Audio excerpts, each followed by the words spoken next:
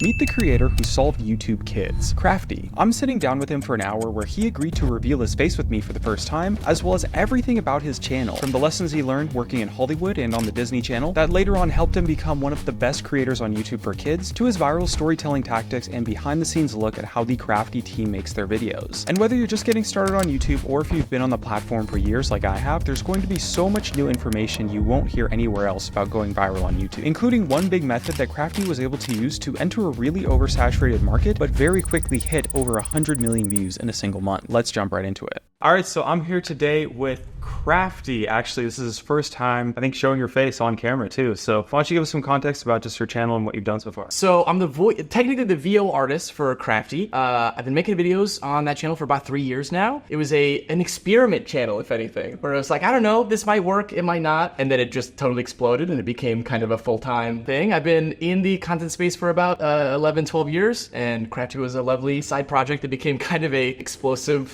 full-time focus. That's awesome, yeah. So just to kind of clarify things a little bit more about your role on Crafty, so you're like the guy in the videos, right? I am the person filming those videos. I'm the voice and the improv man that they're screaming at the little ones all across the land. Yeah, so he's the guy that all your kids are watching on YouTube pretty much, right? Pretty much, yeah. Let's go a little bit to more just your story. Like, how did you get started making content in the first place? I started on YouTube kind of on accident. So I've always been obsessed with the entertainment side, not just as like a business or like an industry, but I was the annoying kid in class that tried to make everybody laugh. And I knew that if I could get the teachers to laugh, then all right, I've got them. And so I found that YouTube was an outlet for me. I grew up in the generation, I'm 29, so I grew up in the generation that had YouTube in our junior high. And so I always found that to be fascinating and an outlet to make content. And it's like, 4x3, there's no monetization, there's no goal, there's no like, we're trying to be something with it. It just was an outlet for creativity, an outlet for entertainment. And that's kind of how I got my start in the digital side. And then traditional acting, moved to LA, I did the whole thing, did acting classes and, ate rice and beans and lived in somebody's garage and went to 8 auditions a day, did a dozen different plays. So entertainment's always been a part of me. And then YouTube just became an outlet that accidentally became something that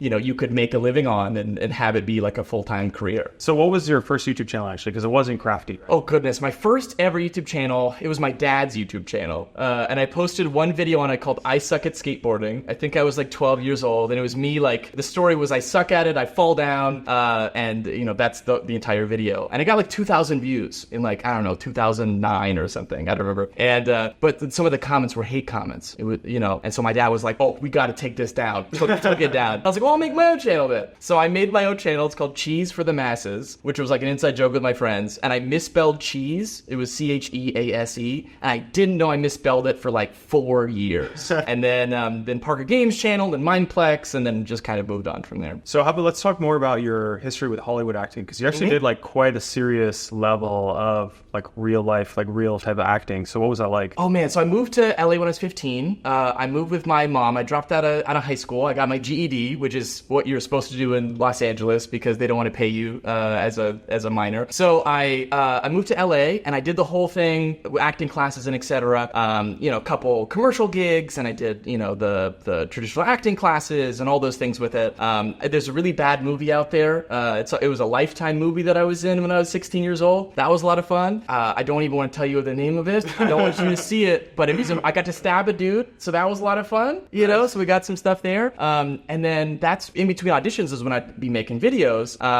And I ended up later on when I moved back to LA later, that my YouTube videos became kind of the inspiration for creating a pilot episode for Disney XD, who was doing a gaming block. They wanted to, hop into the gaming space, and they're like, we're cool, we're hip. And so they made a bunch of pilots. They were planning to have Disney XD, and DXP. It was a whole separate network, a television network. And so a bunch of us made pilots for that network. Ended up, they didn't have the network, but they just launched them all on Disney XD. And so they picked up Parker Plays, which is like the a Let's Play kind of show, but we had a TV budget.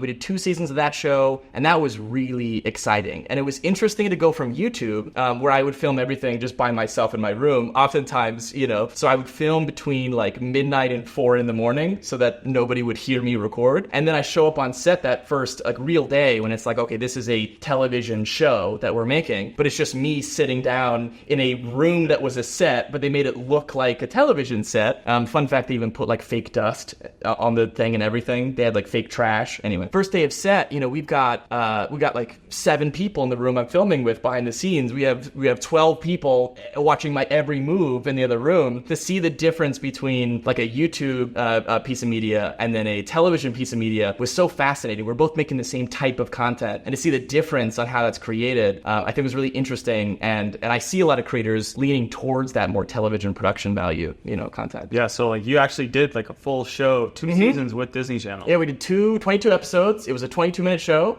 It aired on Disney XD 7,000 times, which is just nuts. Yeah, it was really exciting. It technically is I think the only television show to have one person play all the characters. So the whole show was just me, and so it's just me sitting in a room, kind of going nuts. And then we have incredible writers that would take that and turn them into skits, and then we'd film the skits, and then the team of editors that turn it into actually something great. But it's just all improv. It was just me sitting in a room, here are the games you're playing, improvise, and hopefully at the end of our 8-hour filming session we have a show. It's so cool to see like content creators come from a more traditional background, because I think so many people start with YouTube and they try to get into acting, but then it seems like certainly you did have some YouTube roots at the start, but it's almost like you did the reverse. A lot of ways. Yeah, I think if anything, there's a lot of value that came out of that show. I'm really proud of the content we made. It was such a huge challenge and difference between making YouTube content, where like if you're not feeling it one day, you just don't. But if you don't show up on set that day, the producers are like, "Hello," it costs us $10,000 an hour to have this, have this production up. So being able to be on set, to have that, discipline, have a team around you, to see how they would film it was really interesting. It was a big challenge. And then how they formed their story was interesting. Get a lot of feedback from them when it comes to like storytelling, and like getting the audience to understand what is happening throughout the entire process was something I never had to think about before. And so that became something I really needed to have, of like, people are walking by the television at any point, so you have to keep them informed of what's going on throughout the video. And so that has really led me to think about content differently, later on as I've been filming. Yeah, so how did it make you think about content differently? Like, how much did the show experience help you when you eventually later on started Crafty? I think a big thing that people don't think about is having people join you on an adventure versus watching you do something. This note came back over and over and over again from the executives, which was annoying because like they don't know gaming. We had a side scroller,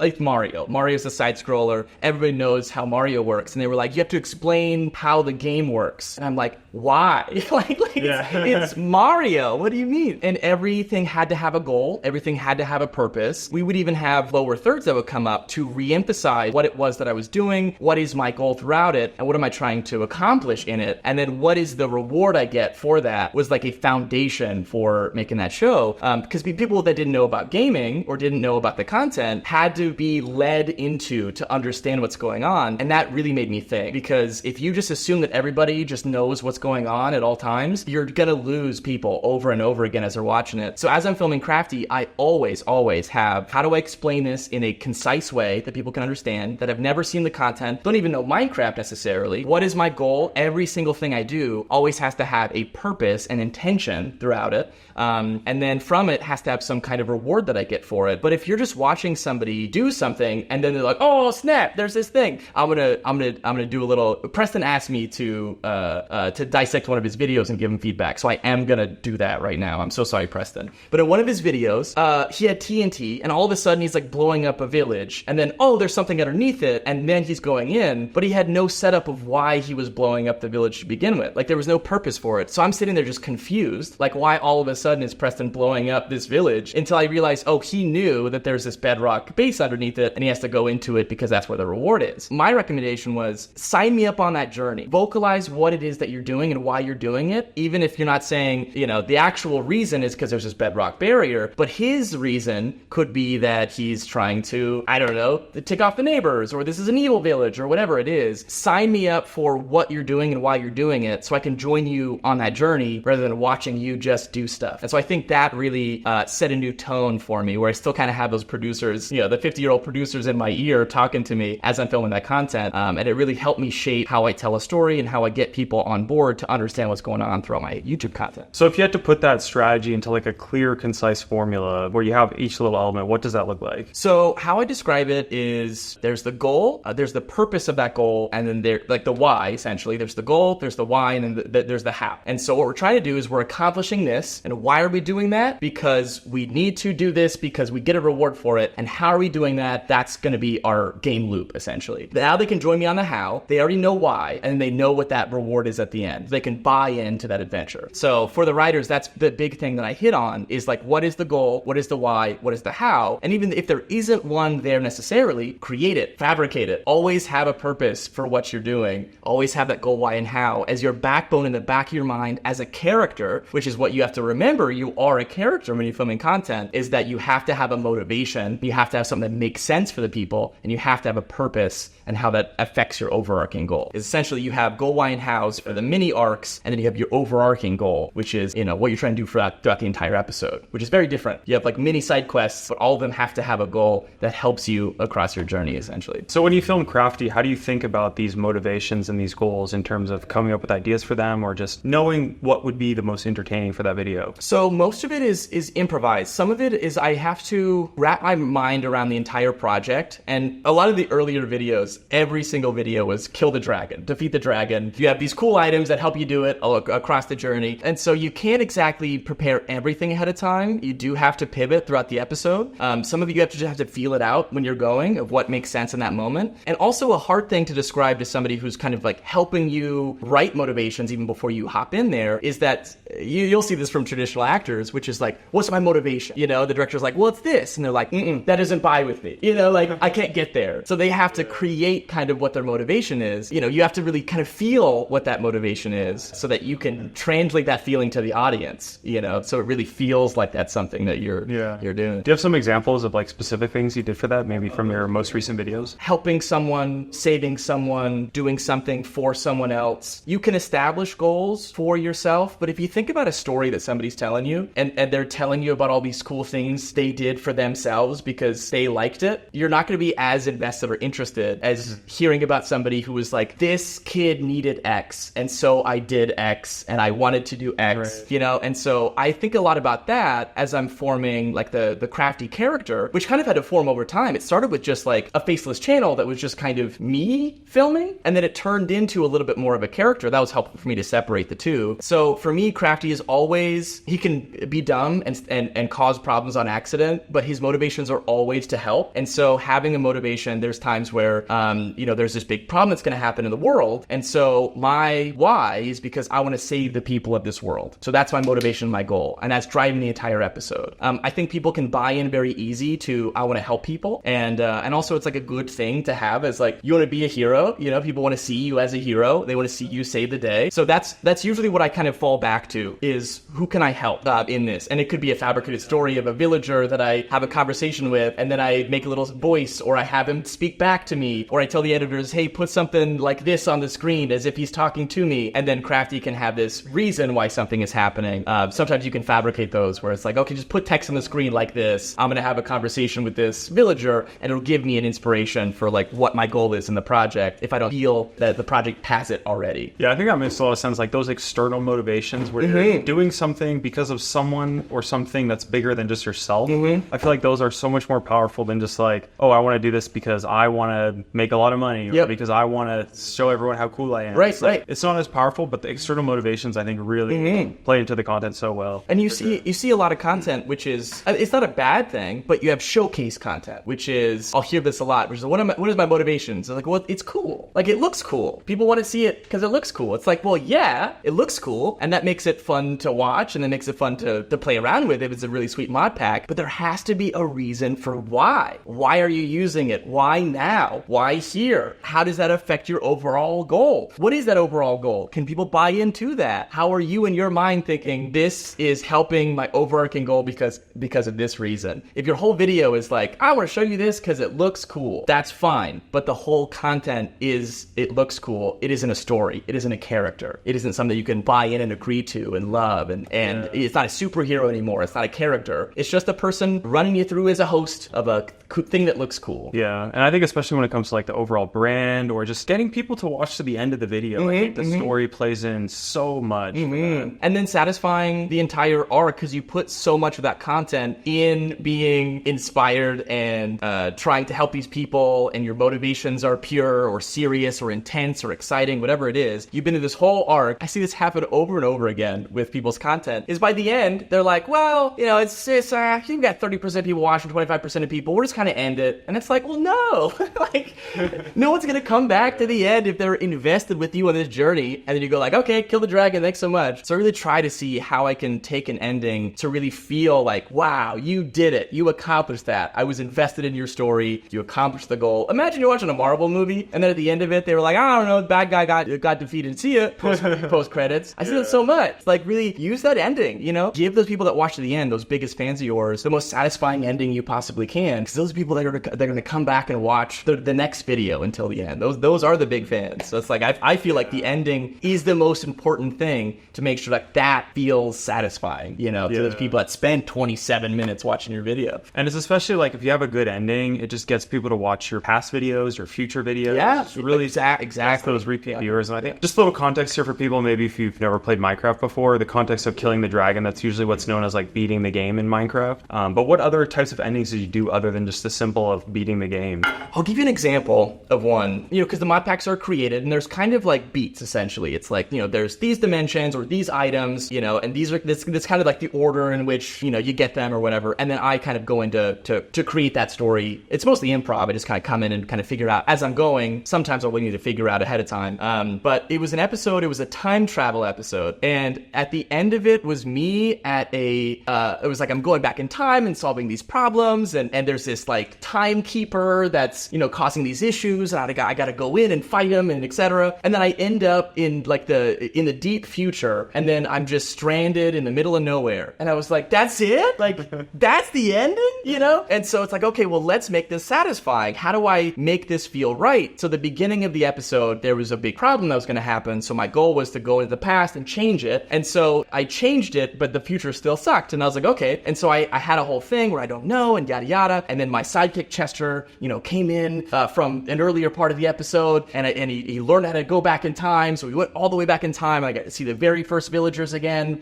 warn him about the future so that it doesn't end up like that. You know, even something as simple as that to give a full rounded arc. That's an example of an ending. You know, give that ending that feels like you've done something. Yeah. Like you've satisfied your goal. You've accomplished something. Everybody invested their time and energy and emotion into your content. You know, give it the feeling of like, we did it. You know, I invested my time and it's been paid off. So let's go back to finishing out like the story of how you got into doing Crafty. So when you finished up like the Disney Channel work, you were moving on from that. How did you go from that to eventually what became doing Crafty? So we ended Parker Plays, I think in 2017. And I've always been making content. It's I always have to make something. I go crazy if I'm not doing something in the creative field and entertainment side. I was making, you know, Minecraft or just general gaming content on Parker Games. I really fell in love with merch. That was a big focus of mine. And then Sugar Pine 7 was a web show that I did. That's for an older audience. That was a lot of fun. And then I hopped into streaming. It was kind of like 2019, 2020. I got really into streaming. I got really obsessed with the idea of world records. And so I was like, okay, well, if I'm streaming for 12 hours a day, what's the longest Minecraft live stream? And it was like 36 hours was the Guinness record. And I was like, I got that. So I trained for it. Guinness was, you were able to rest for 10 minutes every hour. I was like, okay, but you could stack them. So I was like, if I can stream for 6 straight hours and then I sleep for 45 minutes, I'd come back and get everything set up. I could stream for 6 hours, sleep for 45 minutes, take a little nap. And so I just flipped my sleeping schedule, all that. I did 48 hours. It was the hardest thing I've ever done in my life. I don't have the official plaque because I had to like submit minute by minute what I did in the whole stream. And I was like, I'm not going to bother with that one. But it was a very, the streaming became a real big obsession for me. And then Blog.zip, who's a YouTuber friend of mine, he was making these separate channels, and I was working with my team, and he was like, "You want to hop into film?" Almost like on a like a 10 hours a week kind of situation. I was like, "Yeah, I've been making YouTube content in a while," and so I started filming with one of his channels, and then some of the channels were taken off, and they were like, "Hey, let's try a solo channel," because I was doing it with other people, and I was like, "I'm in. Let's give it a shot." And so we partnered up with this channel, and we had a very small team. We're like, we'll do a 3-month test just to see how it does. He had a small team, I had a small team, and so our first month, kind of nothing, like a couple hundred views per video. A couple of them did 10,000 views per video. Second month, kind of nothing. I was like, okay, it's worth a shot. It was faceless, no promotion. It was all organic. The third month, we had one video that exploded. Man, it was everything it touched turns to gold. We hopped on that trend, and that one, it got like 1 million views in the first day, and we were like, oh wow, that was the first video I put in like real humor into it. Some of the previous ones were still silly, but it was a little more showcasey. That one really did well. Got a lot of subscribers from it, and then the custom hearts. That was the first video that blew up. We had 4 million views in the first 24 hours on a brand new channel, and then we got 400,000 subscribers from it within like a short period of time. We had made like 100K merch, but we got to 250K so quickly that I had to make a 250K merch, and at that point I'm like, we're already at 500,000, as we got 117 million long form views in the matter of 30 days. And it was like, oh wow, like I'd never seen that before, ever. I mean, it blew all of our minds. We didn't expect that whatsoever. And people really fell in love with that style of content, the characters, because I came in from a background of 10 years in content. Tyler, Log.zip, and his team, they came from mod development, Minecraft content, writing, and the thumbnails. And so I came into film, and their team did the post-production and the pre-production and getting the mod packs created. It became this really nice partnership. It just maintained just this absurd level of viewership. We never got back to the 117 million views in a single month, but we just kept doing 2 to 3 videos a week for the last like 3 years now. And we're approaching 2 billion views. That's outstanding. All long form. Isn't that insane? Yeah. That's crazy. Insane. So what do you think are the things that separated the content that really blew up versus what you were doing previously? Some of the early videos, it felt more showcasey, where you're watching a person do a challenge. At that point, it was like the Dreams and the Fundies,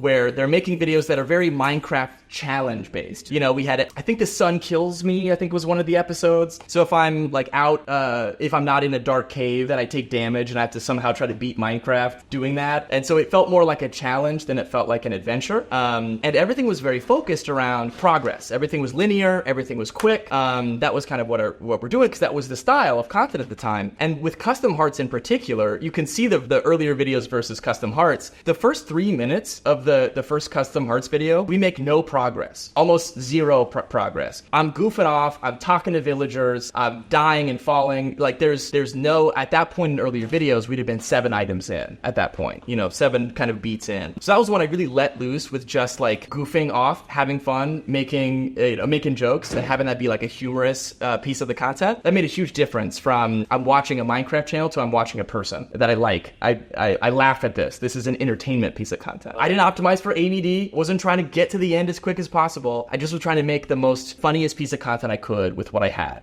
And so I think to me that was a differentiator between what other content was on that platform at that time and the previous content we were making. So would you say a lot of that came from like just personality and improv, or? Yeah, it was just, I had no script, I had no plan. I just came in with what do I think would be funny in this moment, and that was the first 3 minutes. And like, screw AVD dips, like sometimes just think about, how do I keep people laughing? How do I make people enjoy this? What is going to be something that would make me laugh while I'm watching this? How do I make the most entertaining piece of content that I can in this moment? And how do I have fun while I do it? And I think that right there, like the genuine authenticity just of having fun, I think really connected the audience to that video in particular and made it stand out from the other, Minecraft, but I have this thing and I'm going to go do this thing and this thing is what I have next and wow, I get this item and I'm going to do this thing, Yeah. I really like that question you said there, like, how do I keep people laughing? So So let me ask you that then. How do you keep people laughing in your videos? So I've had the pleasure. I have 4 wonderful nieces and nephews, and I love making them laugh. It's like my favorite thing in the entire world to hear them giggle. It's like I love making people laugh in general. It's a strength of mine and it's a passion of mine. I think you just have to be around enough people and make them laugh, and you'll kind of get an idea of what's going to be funny. And if not, if that feels weird to film it by yourself, what I think about is what's going to make me laugh in this moment. And there's a lot of videos where like I'm just genuinely laughing out loud because I think this is hilarious. And not everybody will, but making a fool of myself, having ridiculous scenarios, and I've just been doing it for so long. Making people laugh feels like a part of me in some way. Well, you probably practiced it so much too, probably. Oh yeah, for sure. I mean, I've got like probably 10,000 hours of streaming, probably 20,000 hours of filming content, and you know, also like being on stage in front of people doing an improv like hour-long show. You will get a good idea on what's going to make people laugh and not, because you will feel it. If you are doing an hour improv show and you make a joke and no one laughs, oh, you're gonna remember that one. So oftentimes I'll even tell the editors, like I'll make a joke and it doesn't feel right, and I'll think about it again, and I'll change the wording. I'll make a joke and I'll think about it. So I'll say the same joke 6 or 7 times, and the editor's like, well, the first one was the most funny. And I'm like, well, it's because it's the first time you've heard the joke, but I promise you the 4th take is the funniest, you know? And so at some point you know after that experience what's gonna make somebody laugh, you know, and what people like. Yeah, so it seems like you're doing a lot of different takes. You might try a bunch of different jokes in one situation. Oh, absolutely. Yeah. Pick the one that seems the most entertaining. Oh, yeah. There are times,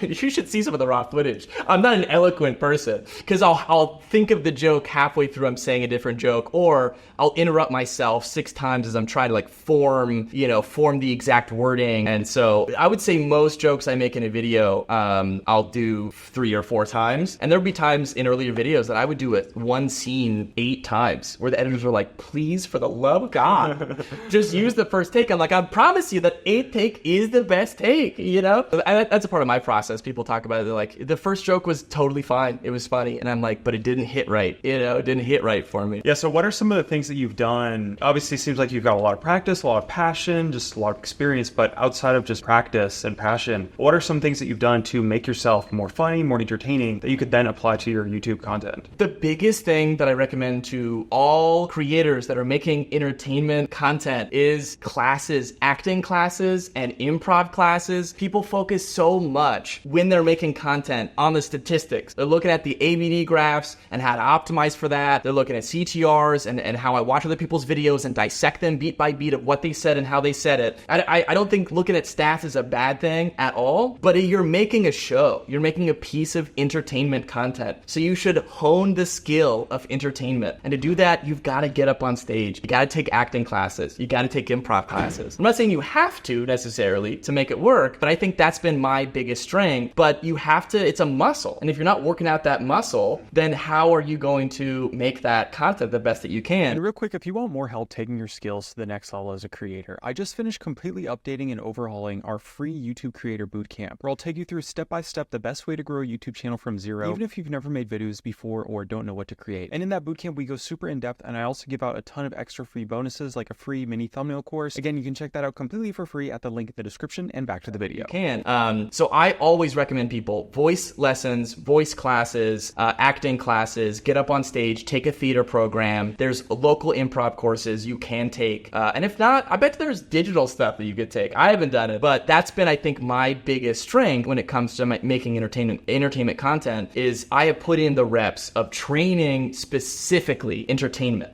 making people engaged, how to tell a good story, how to make people laugh, being on stage to feel that weight of it. Yeah, for sure. So what would you say to someone who's maybe they've never taken any classes of anything before and they're kind of maybe scared to hop in for the first time? Oh yeah, be scared. That's okay. It's scary. It's scary to meet new people. It's scary to get up on stage. But how do you have the goal in your mind of getting 1 million views per video and it's impossible for you to get up on stage in front of 30? Because those are the people watching you. I know it's scary, but that's going to be your greatest learning lesson, which is going to be getting up on stage and doing it. I think just doing it anyways and knowing that it doesn't matter. It doesn't matter if you mess up, and it doesn't matter if you screw up, and it doesn't matter if you say something wrong or do something wrong, because we're all in there to learn. Everyone that is taking acting and improv classes is there to learn, and everyone there is nervous and afraid, and nobody is in there to judge each other. And every acting and improv class that I've been to is coming from it from a place of, it's very wholesome, and everybody's there to learn from each other and to encourage each other and to help each other.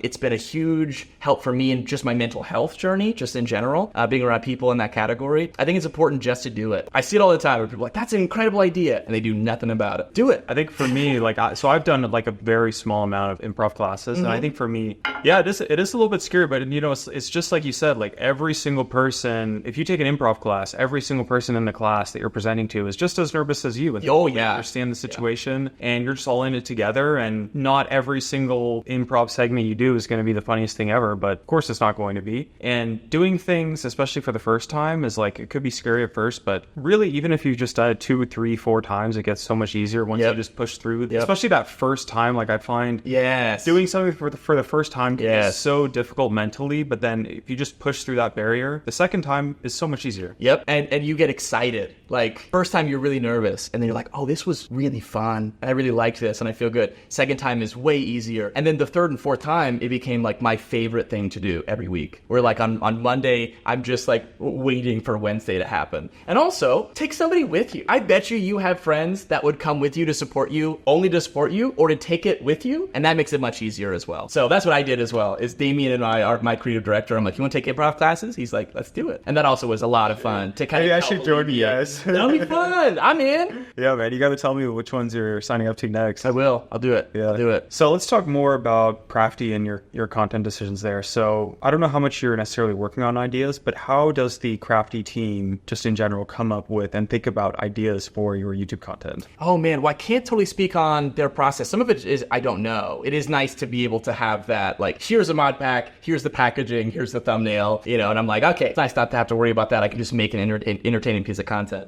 They do a really good job with that. A lot of it comes into looking at like what is working on the platform already. A lot of their focus is going to be on the packaging of like how do we do a thumbnail, how do we do a title, and then also on top of that, how do we have a satisfying item to item kind of linear, almost like a video game. How do we have like a linear progress piece for these items you're getting or these things that you're doing? So I think a lot of it comes in looking at what has worked for us in the past, looking at what has worked in the platform, and then kind of mixing the two. You'll see a lot of that on the Crafty channel, which is we saw that everything I touched to gold did really well. And then it was like, well, everything touched to diamond. And then we saw that like diamonds did well. And it's like, well, let's get 1,000 diamonds. And then like, well, let's get 1 billion diamonds. Or like, okay, there's 1 block works. Let's do 1 block in diamonds. So some of it, which I mean, there's pros and cons, I think, to the platform, which is like having a piece that works, and then merge them together to see if they work together, I think is something that they kind of focus on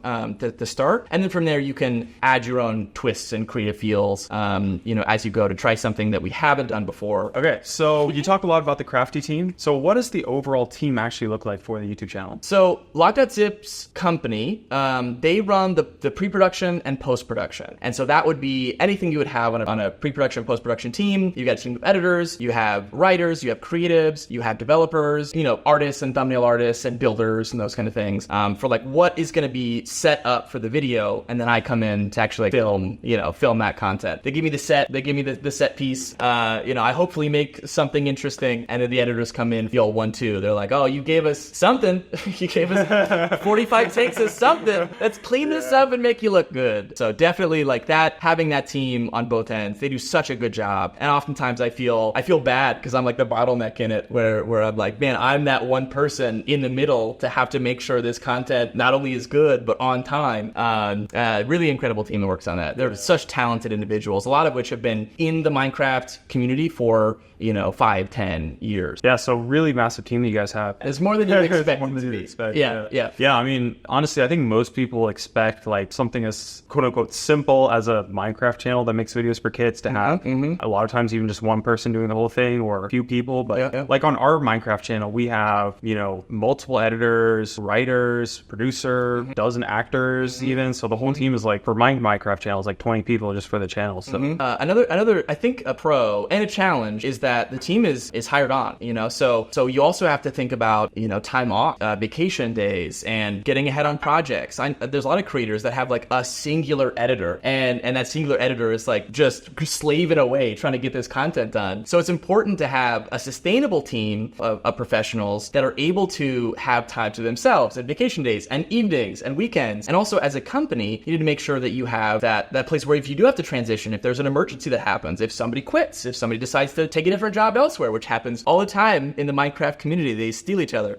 is that you also have to have, as an organization, not a singular person that you're depending on for that piece of content. And so you do have to have multiple people, working in every single department that you have going on. But aren't you the guy that like they're depending on you? Because how do they make videos without you? Well, we'll see.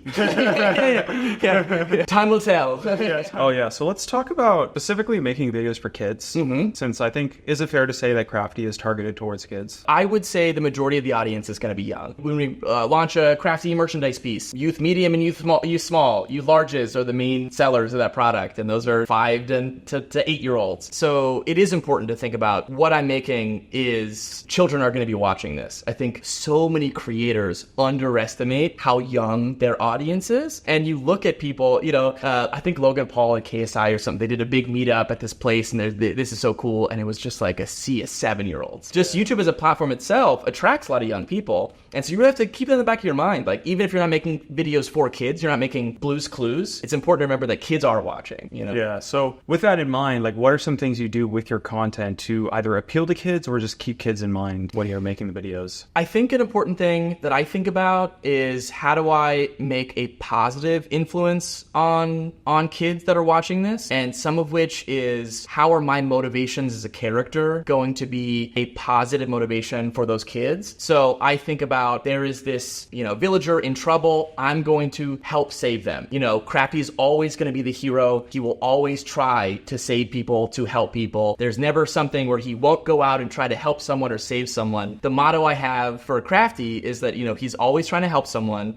In earlier videos I do, but I try not to kill animals, passive mobs. Of course you've got swearing and inappropriate language, but you also just have general positivity. Like the goal of Crafty is always to be positive towards others, positive towards yourself, and that's kind of the main focus I have, is if I envision my 5-year-old niece watching my content, because she does, is that I have to remember that what do I want her to take away from this piece of content? Do I want to take away that Minecraft is the coolest game in the world, which totally can, or also can I have her take away, ooh, I do want to be myself, and I can be weird, and I can be fun, and I can be confident in who I am, and I can go out and help people and be the hero of my story and save the day and accomplish really hard tasks and, have friends to rely on. And, I think those things are important to think about. What are the moral values that you have in yourself, and what moral values do you want to influence in the new generation with? Because that's what, we are the SpongeBobs of this generation. Yeah, absolutely. And it's really important to remember that we are making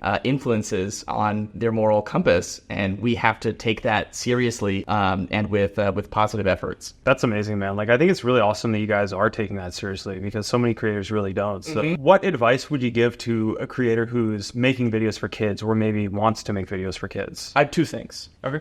I think the first one is, of course, the moral side. Is if you were right now talking to a family member in your life, what are the positive things you want them to take away from? What are some things that would be helpful for them to remember or think of? Being brave, being confident in who you are, helping others, etc. I think those are really important to think about.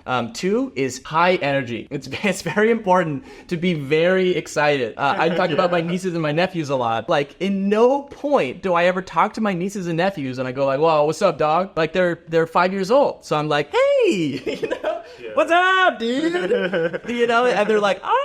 Like, if you said, "Oh, hey, how's it going?" to like a 6-year-old, they're gonna be like, Yeah, but if you're like, what's up, dude? How we doing today? You get a smile immediately. So high energy is good. And how I think about it too is voice fluctuations. If you think about SpongeBob, you think about these shows, is that you have all these characters making voices. SpongeBob has one of the most annoying voices of all times. It's high pitched and and then you have Patrick, which is and then you got Mr. Krabs, which is and then you got Plankton, which is so they have all these different voice fluctuations, which I think was a helpful thing when I was growing up to keep myself engaged. And so I hear all the time content creators that have this same flat voice throughout the entire piece of content. And I think vocal tone change and high energy are really important pieces to keep people engaged and interested, rather than just like, all right, we're going to do this, and the next thing we're going to do is this, as you have, I want to do this, but the thing I'd have to do now, I don't know if I can do it. You have to keep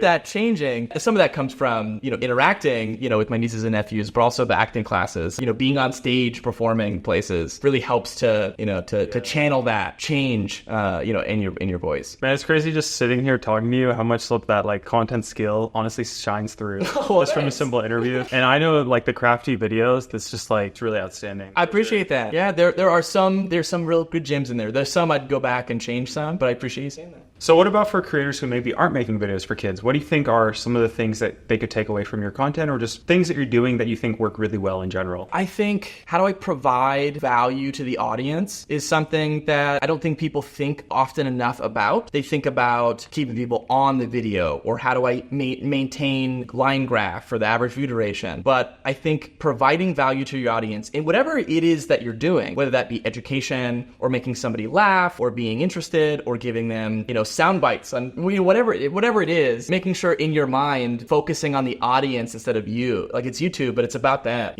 so thinking about the content for the audience, what is going to keep them interested, and what's going to keep them interested is what they find value in. So thinking about how every second you're creating value for that audience, I think is really important for making content. And just practicing. People spend so much of their life and time on thinking about making content. Practice making videos and then delete them. If you can't make a video and then delete it and not feel good about that, that means your motivations are in the viewership of that content, not creating the content itself. I think the most important thing when it comes to creating content is being stoked on making content. I've made hundreds of videos that I just deleted. Not even posted them. I just fully deleted them. Some of which is because I didn't like them. Some of which is I was young, so I didn't really, have a place I was supposed to post them on. But fall in love with that process of making videos. And if you can't imagine yourself making a video and then deleting it, is that you are in love with making content. You're in love with people watching you or giving you attention or the revenue that comes from it. Be in love with making content, and I think that will change the game when it comes to making better and better content every day. Absolutely, man. I think that's a fantastic tip, honestly. And watch your videos over and over again. Yeah. Sometimes I'll watch my videos for hours. Really? Yeah. I actually do that too. It's good. It's really important. Yeah, it's really good. Envision yourself as a stranger watching your video, and how do they react to that? I'm not watching it because I just feel so good hearing my own voice, but sometimes I do. But sometimes I'm watching it trying to get my mind in the perspective of a young person or of a stranger or an adult or whoever is watching my content, a parent, a family. Envision myself as the person who is looking at you on their phone, in their bed or on the toilet or,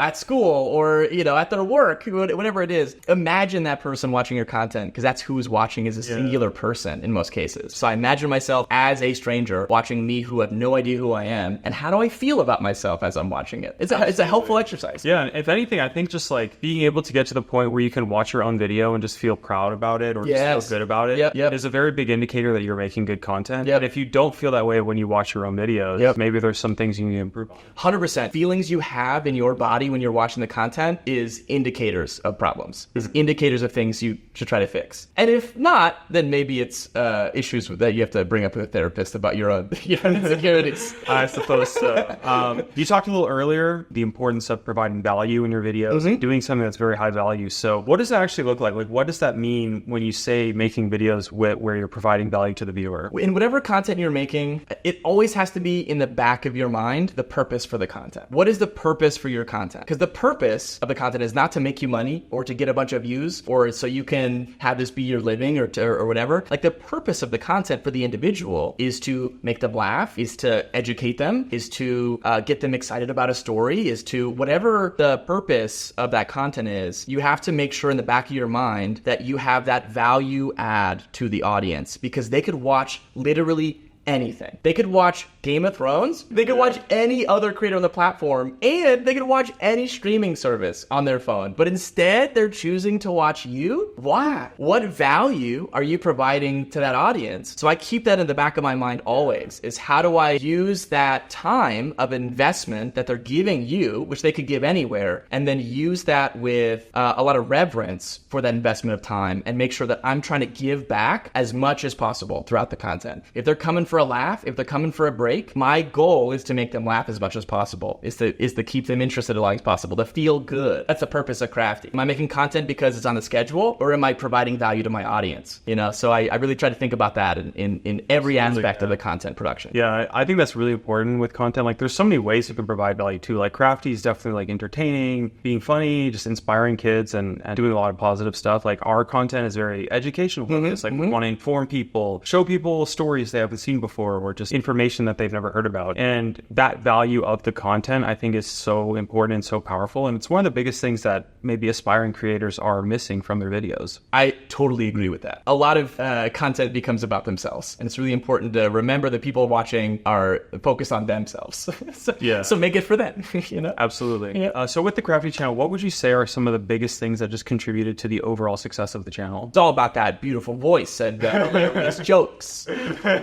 I really think that what helped spiral Crafty just to absolute, like, what was happening? Like, we would get 10 million views in the first 3 days of every video we posted. Insane. It was just nuts. I think a big thing is we filled kind of a niche in some way. So we hopped in Minecraft at a great time. So Minecraft content was really just picking up in this category, and also hopped in like kind of COVID. So that also helped, as people were like had time to watch that content. But I think a niche that we were filling is the comedic side of Minecraft content and the story element to it, because most of the content at that point was based around like the challenge and the mod packs, and Can I Do It Is Very Hard, and, you know, a skill-based, you know, Minecraft content. There was some 100 Days at that point, another, you know, kind of a popular trend for Minecraft content. But we came at it from the lens with an incredible team, insane thumbnails, just beautiful packaging. The mods were awesome, and then some broke, but we're not gonna talk about that. And then just a great post-production team that had so much skill set. So we came in, Lover Fella, he's a good friend of mine. He was like, I thought you were like an industry plant or something. Because they were like, how? It's a British channel. How? Yeah. And then I'm coming in from all the improv experience of the show and all the streaming and the Minecraft content and the gaming content. And so I think we just had that perfect right time for Minecraft. And then we filled that niche, in my opinion, which was comedy. There wasn't a lot of like comedy in the space. It was a lot of, you know, kind of challenge-based things, coming with improv comedy and heavy focusing on personality, and then coming into more story-based character focus, I think was something that really helped keep us moving and made us stand out from the crowd. Yeah, absolutely. And especially like the team you guys put together, it seems like you just had so many incredibly experienced people just all together at the right time. Yeah, beautiful. I still work. There's an editor that was working at the start. I still work with to this day. I think he'll be in editing forever. Just incredible creative individuals, just intelligent and smart and passionate.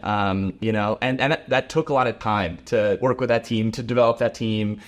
You know, don't focus on, I'm hopping into a different piece of advice, but with Crafty, this was after, you know, 7 years of making content, hopping in Crafty. And most of those people working on Crafty had worked on many other projects beforehand. And it's almost like Crafty was, everything beforehand was almost like a tutorial stage, you know? Yeah. It's all learning and growing. How many channels that I had failed beforehand, how many things that I did that, like, you know, were successful, but it wasn't Crafty successful. I think everybody came from that lens of experience, and using your every day now, the channel you're making now might not be the thing that explodes. The thing you're making now might not go anywhere, but it's important as you're going day to day is to know that I'm owning my skills, I'm practicing, I'm growing, and then hitting a Crafty. Yeah. So would you say Crafty's been your most successful successful project ever? I would say so. Yeah, 2 billion views is nuts. I don't even know how many, tens of millions of watch hours. But on top of like the statistics side, I think it's been something that I've noticed make the most wide reach of impact. So this is a story that really it hits home for me, and I'm gonna try to tear up as I say this, but with Crafty, it's so easy to get stuck up in the numbers, but we have to remember that each of those numbers is an individual. We had a mom reach out to our customer support team. They had purchased a Crafty plushie, and the son, he's 5, was on his 12th surgery, brain tumor, 5 years old, and he could only take one item with him to the hospital during those surgeries, and he took the Crafty plushie with him. And his mom sent a photo of this young kid just sleeping on a bed with the Crafty plushie because it was what brought him strength during those difficult times. And I was just like, it hits you in the heart where I'm able to impact this young one, to give him strength. I'm not doing anything. This is the first time I've ever seen this child, but yet I'm able to give him strength in his most important moments, in his most challenging moments, and he's doing great, and he's in remission now, and it's been many years, which is incredible. But that right there was that's what content is, that's what merch is, that's what it means to make an impact on young ones, and what the power that you have on millions and millions and millions of children. What an incredible story. Isn't that incredible? That's insane. Yeah, we get so lost in AVD and stats and numbers, but that's the impact that we can have on these kids. That's crazy. Isn't that crazy? That's so crazy. Yeah, wow. I've told that story probably 50 times, and I've gotten to where I don't fully have tears falling down my face, but it's... What do you think are the things that contributed to allow you to have such a big impact on stuff like that? I think coming from the content with a genuine desire to want to make a positive impact. I didn't make the content with the hopes of getting people interested in content so that they will buy the merch, or that they will... I genuinely want children to feel like they can be brave in times that are hard. And I genuinely want children to feel like they can be themselves and be weird and love others and help other people and be the hero in their story. So coming from that perspective of the content, focusing on those elements at a genuine place of desire, I think was very helpful. I don't really have a good hard answer for that one. No, I think that's a great answer, honestly. Just truly diving yourself deep into the content and the story and the message that you're spreading with the content,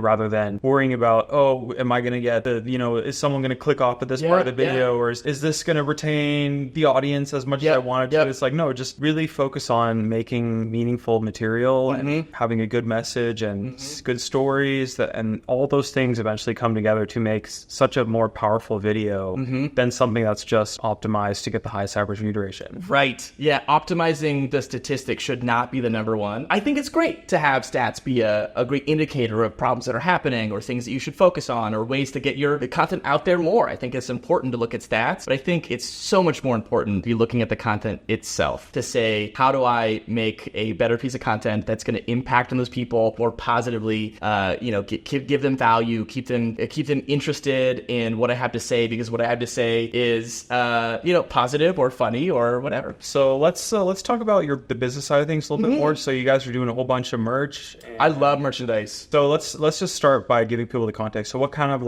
external monetizations are you guys doing with Crafty? So there's several different arms. So Light Zip has a sister company that makes Minecraft skin packs and a lot of stuff for the marketplace, games and etc., which have done quite well. And then I've been able to help build the merchandise side. I've been in merchandise for almost 10 years now, just because I like it. It's really fun to have an idea of something and make something for your audience the same way you think about content. People don't think about merch in the same way as content. How are you providing value to your audience? What's the goal of it? What's going to make them interested and excited about this thing? You can't slap a logo on a t-shirt from China and call it a day. So for a creator who's never done merch before, maybe they're getting pretty good views, a couple 100,000 views a video, or even more, what would you say to those types of creators who want to get into merch for the first time? I think the important thing to do is to start that process yourself. If you want to do merch, I think a bad thing for you to do is start with content contacting a merch company. Weirdly enough, take a month as if you're starting a new channel, create an idea for the product, sketch it out, show it to your audience, be like, what do you guys think about this? All too often people go, I don't know, merchandise would be cool. They contact a merch company, they're not invested whatsoever. You know, the merch company hires a Fiverr artist to do the design, slap it on a t-shirt and call it a day and ship it to your audience. With merchandise, it is not for everyone. And if it's something that you're dreading doing and you just don't want to do it, don't do it. Yeah, absolutely. So do you guys actually take on like new merch clients right now? Or? Right now we're booked up. So we're not taking on clients. So I'm just doing this purely because I'm excited about merchandise. For sure, yeah. Well, either way, where could people find you? Maybe just to chat and say hi. Oh yeah, I'm Parker Games across social media. Hit me up. I love chatting with people. Twitter DMs are open, Instagram DMs are open. And then also our website's conquest.works if you want to see more about what we do. Anything else you want to shout out, or just maybe just a message for the audience? If you want to make your dreams become a reality, fall in love with doing it. If you fall in love with having abs, the idea of having abs and working out sucks, you will never have them. You have to fall in love with working out. If you are stressing out because you love the idea of being a YouTuber, but you're not creating content, you've got to get in the gym. You got to be making content. Like there's zero excuses. You have to start today and learn lessons as you go, and you can't hold yourself back. Get in the gym, get exercising, get working out, make your content. And if you want to learn even more about how you can grow your YouTube channel, check out my completely free creator bootcamp at the link in the description, or scan the QR code now. And in our bootcamp, we go through a literal step-by-step process to grow your YouTube channel from zero, even if you've never made videos before. And we do this using a method without relying on the YouTube algorithm for views at all. Again, it's completely free. You can check it out at the link in the description, and thanks for watching.